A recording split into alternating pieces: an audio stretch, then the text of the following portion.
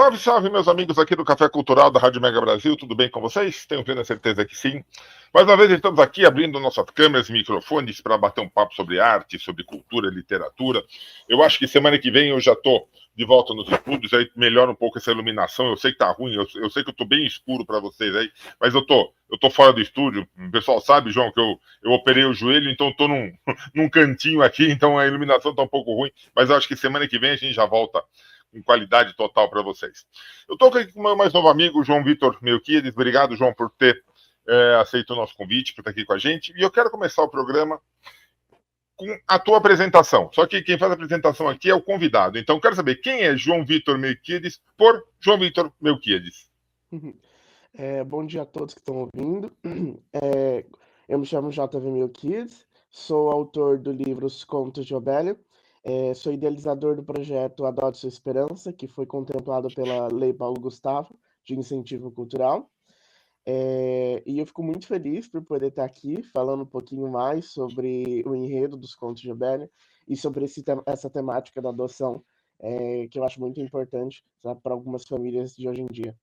Não, sem dúvida alguma, João. Acho que a adoção é um ato fantástico, é um ato que envolve razão, envolve emoção e que a gente precisa entender. Tem muita pessoa, acho que pelo menos no meu círculo aqui, pelo menos que todo mundo é favorável, mas eu sei que tem gente que ainda tem um pouco de dúvida, mas vamos falar um pouco mais sobre isso. Mas como que você decidiu escrever Os Contos de Obélia? Como que foi a inspiração para você escrever esse livro?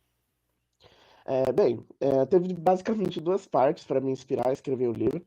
A primeira parte, falando mais da fantasia e da ficção, sempre foi uma coisa que eu sempre gostei muito desde pequeno. Meus pais me incentivavam a ter o hábito da leitura, Legal. com aquelas revistinhas semanais, sabe, que as crianças tinham, recebiam. Muitas vezes aqueles quadrinhos tinham histórias fictícias, fantasiosas, e conforme eu fui crescendo, eu fui sempre me entretendo com esses outros tipos de histórias, sabe? Essas criações de mundo. Então, essa parte me inspirou sempre a querer criar meu próprio mundo, a sempre querer criar esse universo com regras próprias, sabe? Agora, a parte da adoção vem porque eu mesmo sou um jovem adotado, né? Eu fui Legal. adotado pela minha família quando eu era bem pequeno ainda, né? Quando tinha acabado de nascer mesmo. E principalmente pela, vamos dizer, o conceito que muitas pessoas têm da adoção. Muitas delas que eu conheci na minha vida tiveram um conceito mais fechado, sabe, sobre esse tipo de acolhimento. Até teve uma situação que fez com que eu realmente quisesse colocar isso no livro, que é na minha escola, em um debate que o professor tinha feito com os alunos, uma colega minha, que sabia da minha história, comentou só para ganhar, né, o debate, que pessoas adotivas têm mais chance de serem marginais. Quando Eita. eu ouvi isso, eu notei outras pessoas, tanto ali da minha própria sala, quanto de outros meios que eu estava presente, que elas também tinham ideias parecidas, de que o adolescente, a criança, vai entrar em estado de revolta quando souber que é uma pessoa adotada. Que não foi o meu caso. Ah, Então, eu sei que não é o caso de muita gente. Então, a sim, partir sim. disso, eu pensei em escrever essa história sobre a Tá. adoção para conscientizar, principalmente, as pessoas de que não é uma coisa preto e no branco, assim, sabe? Eu acho que, na verdade, que nem você falou, né, JV, não, eu acho que sim, primeiro, eu acho que não tem uma regra. Assim, a família tem que contar, não tem que contar desde cedo, tem que contar quando a criança já tiver algum discernimento para entender. Eu acho que não tem uma regra clara. Eu acho que a transparência, a clareza, o acolhimento. Eu acho que é muito de caso a caso, né? A gente não pode colocar uma regra, não, tem que fazer isso, né? A adoção é um ato fantástico. É um ato fantástico. Eu conheço muitas pessoas que são adotadas, independente do motivo. Porque um casal não pode ter filhos, decidiu adotar. Conheço casais que têm filhos gerados e decidiu adotar. Quer adotar, quer dizer, então não tem uma regra, eu acho que tem que ser uma coisa natural, tem que partir da vontade. E não tem uma regra, não. Conte com quando a criança tiver 5 anos, 2 meses e 10 dias. Não tem isso, né? Então, é, não existe realmente uma regra, como você mesmo disse. Principalmente a como tanto o adolescente ou a criança vai lidar com isso. O que eu normalmente sempre digo é sempre você realmente ser transparente, sempre dizer a verdade, nunca esconder, né? Porque o que realmente gera uma revolta, uma insegurança é o fato de que não soube desde o início, sabe? Porque pelo menos para mim, na minha experiência pessoal, eu sempre soube, porque a minha mãe nunca escondeu isso de mim, desde Uhum. pequena ela sempre explicou com a delicadeza que ela sempre tem de falar sobre o tema para mim. Então, eu nunca tive problema para falar isso com os outros, principalmente porque as pessoas acreditam que falar sobre a minha adoção comigo vai me ofender. Só que nunca me Imagina, ofendeu, gente, nunca. é uma falta de lógica, uma falta eu acho que de conhecimento sobre o assunto, né? De entendimento sobre o tema. Então, exatamente. Por eles acharem que eu vou me sentir revoltado com o fato de relembrar a situação, mas não é o caso. Então, justamente, eu quis colocar isso realmente no livro para mostrar que não é uma coisa hedionda, como eles falam, sendo que justamente é um principal aspecto do livro e da sociedade, né, desse mundo ficcional, é que eles não gostam de pessoas adotivas. Ah, tá. No teu livro também tem. Você partiu um pouco para isso. Nos Contos de Obélia também tem um pouco disso, um pouco do preconceito com a questão da adoção. Isso, na sociedade deles, a adoção é vista como uma coisa desonrosa e de vez em Olha. quando hedionda, porque eles acreditam em entidades, né? Eles veneram entidades, e essas entidades fazem parte de uma mesma família, de sangue. Por Hum, conta disso, como eles são representações, vamos dizer, da perfeição e admiração, as pessoas comuns querem se parecer com eles. Então, tá. visto que eles não têm membros da mesma família que não sejam de sangue, as pessoas consideram que uma adoção é uma coisa desonrosa, porque não imita eles. Então, na Sociedade de Obélia, desse livro, a adoção não é vista como uma coisa boa. Eles não apreciam o ato de acolher alguém. E por que você partiu para o lado da ficção, JV? Você poderia ter escrito um livro até contando talvez a tua história, ou alguma coisa um pouco mais, sei lá, mais real. Você partiu para o lado da ficção. O porquê optar pela ficção? Bom, Uma história de fantasia. além da adoção, eu quis colocar, né, esse tema. Eu gosto muito de colocar reflexões que muitas Hum, vezes eu tenho que as pessoas podem ter também, sabe, em textos que eu já fiz.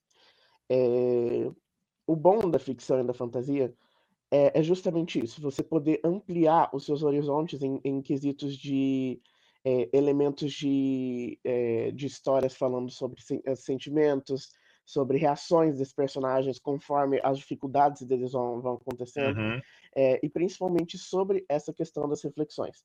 No meu próprio livro, cada capítulo fala de um personagem diferente, né? hum. Já que são 6, e cada visão deles gera uma reflexão diferente sobre as situações que vão acontecendo conforme a situação vai passando, sabe? Então, eu gosto bastante de usar a ficção, mexer com ficção, justamente porque ela dá essa liberdade para você incluir outros tipos de reflexões e principalmente de conceitos, né, que tanto se aplicam à vida real quanto Ok. à própria fantasia. Também servia para atingir o público-alvo, visto que eu escrevi esse livro justamente para informar mais adolescentes e jovens adultos Tá. que estão nesse processo de crescer e começar a criar os seus principais conceitos sobre as coisas, sabe, na sociedade. Então, o principal motivo foram esses dois, o da reflexão e para conseguir chamar a atenção dos jovens, né, que eles consigam entrar mais na leitura com esses temas ficcionais. Super legal. Uma coisa que tem muito nesse gênero é que assim a história ela termina, obviamente, né, o teu livro ele tem um final, mas ele abre a fantasia abre possibilidade de uma continuidade. Você pode continuar os contos de Obélia se você quiser de repente, né? Posso, posso. Sendo que eu até já pensei sobre isso, já refleti Olha sobre só. isso, se eu faria um próximo, né, quais que são as possibilidades, porque fantasia sempre, principalmente nesses mundos que se criam, sabe? Sempre existe margem para fazer outras histórias, às vezes até histórias que não são dos mesmos personagens, mas estão no mesmo universo, então a possibilidade é bem, bem ampla. Até mesmo porque você já criou um universo inteiro, né? Você já criou um universo, já criou um mundo, seria um, vai, assim, por que de repente terminar? Claro, deve ter, quando você começa a escrever, a gente tem essa coisa, você não deve querer parar. Mas assim, você já criou um universo inteiro, de repente começa, pega um personagem secundário, faz uma história dele, agora você tem uma possibilidade enorme pela frente. Exatamente. Então, é bem interessante isso mesmo, sabe? Porque depois que eu terminei, no dia do lançamento, né, eu vendi todos os livros físicos que eu tinha, Que e eu legal. comecei a refletir sobre isso, né? Sobre o quanto que as pessoas iriam gostar, né? Caso as que leram, os leitores, como eles iriam gostar de ter uma nova versão, né? Um segundo livro, uma continuação dessa história principal. Uhum. E você já pensou em continuar escrevendo? O que passa pela tua cabeça em termos de futuro literário?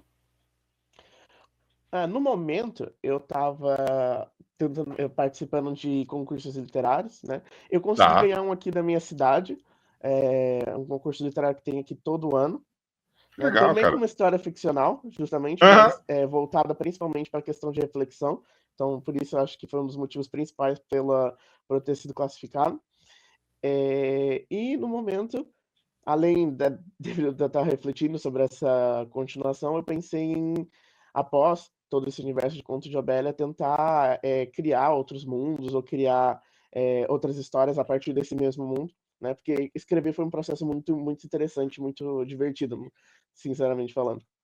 É uma coisa engraçada, né? Justamente isso.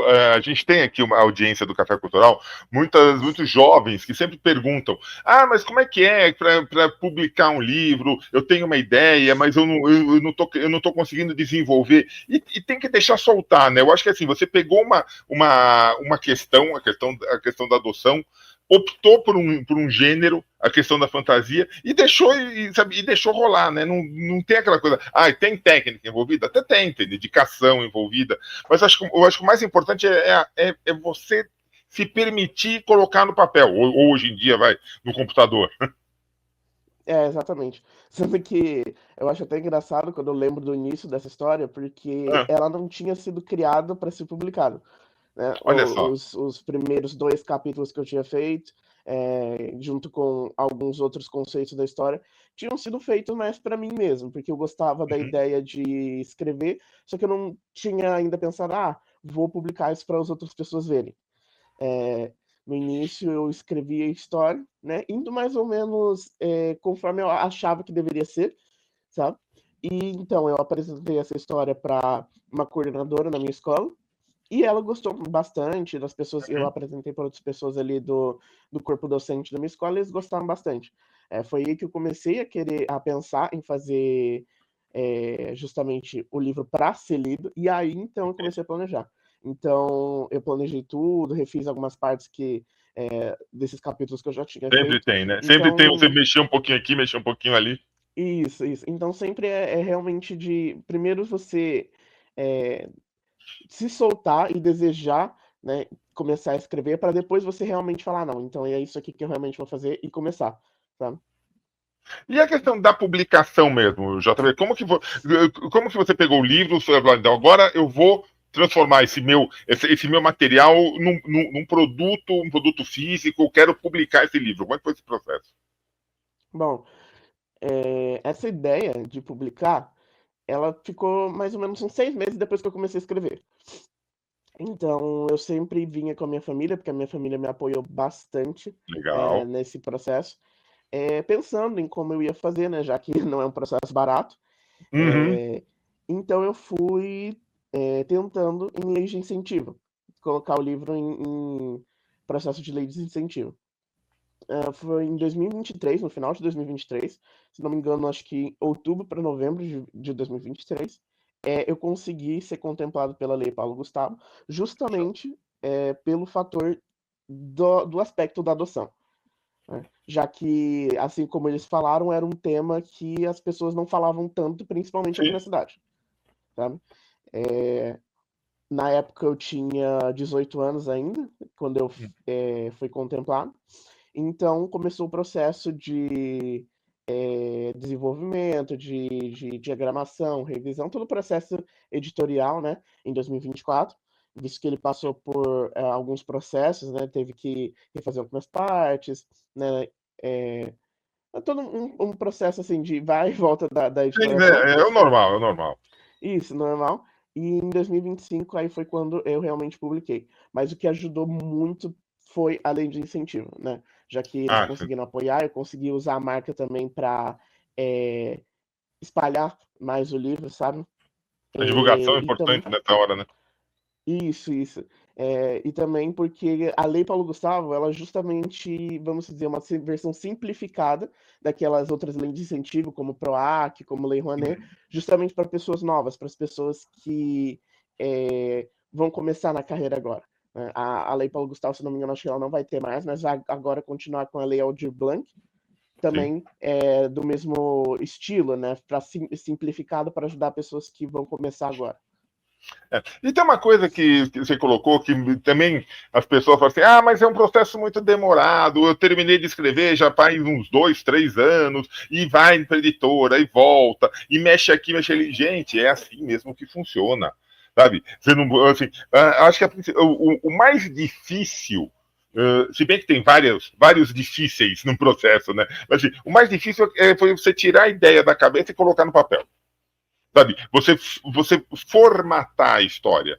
Aí tenta num processo muito mais burocrático, e vai para a editora, e escolhe capa, e isso, como é que é a questão gráfica, o lançamento, sabe? É um processo demorado, não tem como, não adianta você falar, não, isso eu vou resolver em 1, 2 meses. Não vai resolver. Não tem livro que, depois de e o livro nunca está finalizado. Tenho certeza que se você pegar os contos de Obélia hoje, tem parte que você mudaria. Tem uma coisinha aqui, uma historinha ali, acrescentaria aqui, tiraria ali. Esse personagem, na hora parecia tão bom, ou agora não tá legal. Esse personagem eu deveria ter desenvolvido mais. Sempre tem uma coisinha ou outra para você fazer, né? Ah, sempre.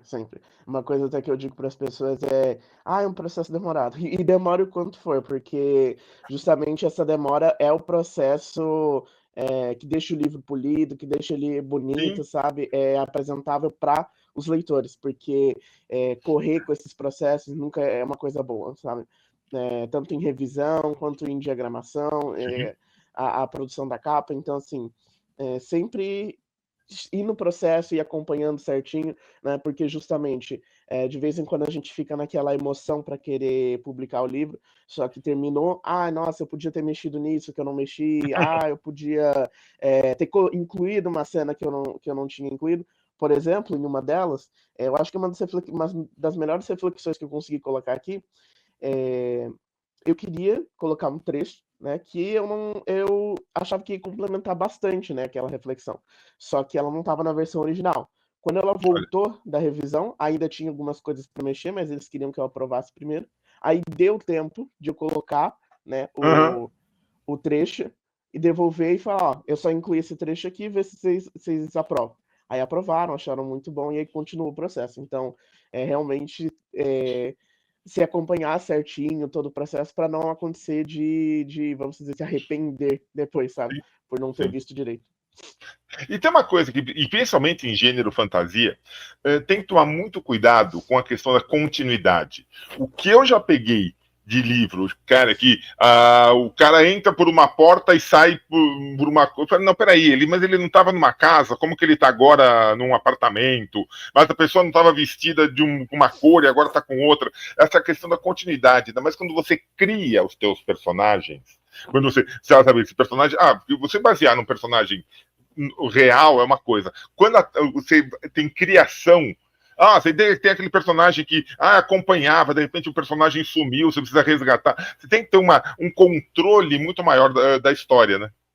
Uhum. Então, principalmente porque, principalmente essa questão de personagem mesmo, é, o personagem basicamente ele sempre tem que ser constante. Claro, tem a mudança, né, de personalidade deles conforme vai passando, Claro. mas já aconteceu muitas vezes de outros livros realmente eu ter visto, de o personagem ele agir de uma forma, conforme o livro vai passando, ele mudar as formas de agir, só que quando tá perto do final, ele parece voltar para as formas que ele estava agindo no início, sabe? Até parece que aquele meio foi colocado depois, né? Não, É, é, não parece uma história linear. exatamente. E também tem a parte do mundo, né? Visto que quando você cria, você precisa ser, vamos dizer, correto com as regras dele, Claro. do mundo que você criou.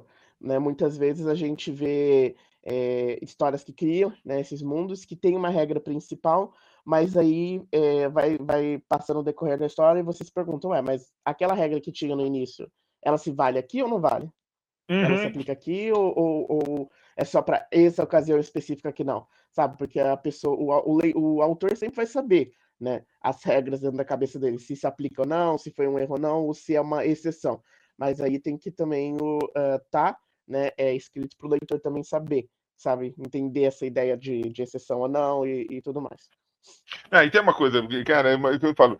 Você tem, na verdade, quando você está escrevendo um livro, você está, na verdade, fazendo dois livros. Um é a tua história e o outro é o famoso livrinho de controle. Hoje em dia no computador é como se fosse um arquivo de controle. Você põe um personagem, as características do mundo que você criou. Não adianta. Cara, eu lembro de um livro que eu li que foi muito engraçado. Era um planeta muito seco. Parecia até uma história semelhante à Duna, que era uma coisa muito seca, não sei lá. E de repente, quando foi andando, pisando nas poças de lama, eu falei, mas como pode ter lama se o planeta era seco? Da onde veio essa lama? Quer dizer, então, você tomar muito cuidado com essa questão de continuidade, com a lógica. Você falou, a lógica, as regras da história. Sabe? Um Uhum. personagem que morreu não pode voltar. Então, quer dizer, tem que tomar muito cuidado. E isso vai daquele livrinho de controle do lado, que na verdade dá quase que um outro livro. Isso. E justamente sendo que dessas regras específicas, tem aquele caderninho do lado que é quase um segundo livro mesmo. Eu tenho o meu próprio, que eu escrevia todas as ideias, as possibilidades, os nomes, principalmente porque nome tem que fazer sentido, né, com a Sim. ideia do próprio universo que foi criado, porque mesmo sendo uma coisa fictícia, a gente ainda tem aquelas características que tornam a história real, como por exemplo, como as pessoas iriam chamar algum lugar que, por exemplo, é cercado por água, ou em uma ilha, um lugar deserto, sabe? Desértico. E aí precisaria que usar sua criatividade, mas também, né, a lógica para mostrar que as pessoas, assim como as pessoas comuns, denominariam aquela cidade com base em como elas vivem ali, sabe?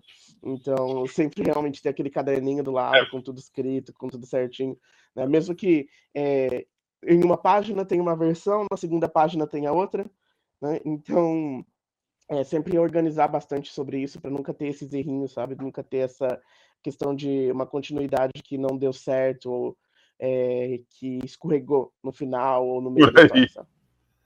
Você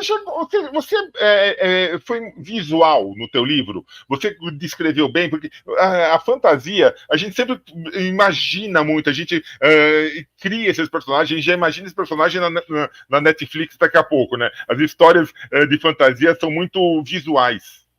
Uhum. Bom, os cenários, sim, eu consegui descrever bem, sabe? Não muito para não ficar, obviamente, meio travado, sabe? De um Uhum. monte de descrições. Mas personagens, eu descrevi eles da forma que eles são e tudo mais, mas não 100%, porque eu gosto da ideia da pessoa conseguir imaginar como ela Legal isso. acha que o Bom. personagem é. Eu descrevi a base dele, as características básicas, mas o resto, características específicas, a pessoa mesmo que reflete sobre, imagina como ele é, sabe? Deixa o leitor trabalhar um pouco, né? Exatamente. Por aí, por aí. JV, me diga uma coisa. Você disse que você escreveu esse livro basicamente para um público jovem, adolescente. Mas ele pode ser lido, eu particularmente, no alto dos meus 60 anos, eu adoro ler história de adolescente, literatura infanto-juvenil, eu acho fantástico, me estimula, eu acho. Você vê esse teu livro sendo lido até por vários públicos? Sim, sim. Eu vejo bastante justamente por causa dessa ideia das reflexões, e porque aborda temas, além realmente da adoção, que você precisa realmente de um pouco mais de maturidade para entender de vez em quando, sabe? Uhum. É para um público jovem, porque assim como eu cresci, né, com aquelas séries, livros, filmes, onde era para um público mais jovem, mas que qualquer adulto poderia assistir porque tem a sua mensagem por Sim. trás, sabe? Qualquer adulto conseguiria pegar porque tem um nível de maturidade maior, sabe? Então eu quis fazer uma coisa parecida justamente porque eu cresci com isso. Então qualquer uma pessoa que seja, né, tem uma idade mais avançada do que essa de adolescente, jovem adulto, consegue ler e se entreter tanto quanto, né? Justamente porque tem esses aspectos de duplo sentido, sabe? Que tem uma mensagem por trás, e principalmente dos acontecimentos que vão se seguindo, sabe?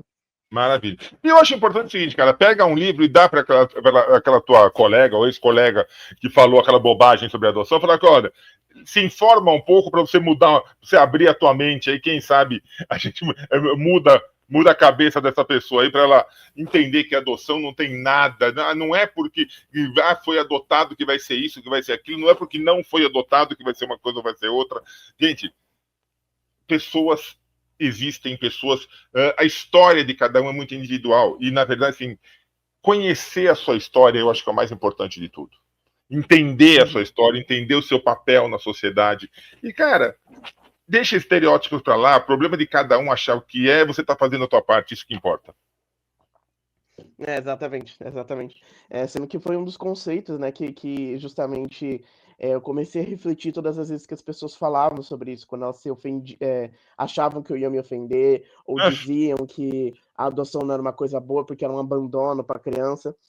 Era justamente isso, de refletir sobre cada pessoa é diferente. Obviamente, vão ter aquelas pessoas que talvez por serem adotadas vão se sentir não vão se sentir tão bem quanto, por exemplo, eu me senti, mas não é uma coisa preto no branco, justamente. Não é 50% que vai se sentir ofendido, Ah, 50% que não vai se sentir. Cada um tem a sua visão das coisas, dos acontecimentos, assim como os próprios personagens do livro, né? Vai acontecendo as situações e cada um tem essa reação, justamente por isso que cada capítulo narra a visão de cada personagem sobre os acontecimentos que vão seguindo.